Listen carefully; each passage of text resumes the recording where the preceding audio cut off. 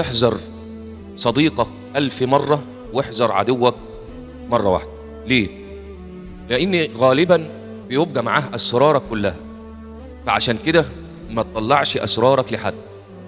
لو هتعمل حاجة ما تقولش لحد، لأنه لو غيران منك هيحبطك، أو في كل الأحوال مش هتعملها. من السبعة الذي يظلهم الله يوم لا ظل إلا ظله، اللهم اجعلنا منهم: رجلان تحبان في الله اجتمع عليه وتفرقوا. 2 حبوا بعض في الله، مش عايز مصلحة أو عايز فلوس أو عايز، تمام؟ منزلة عظيمة جدا، الله أكبر.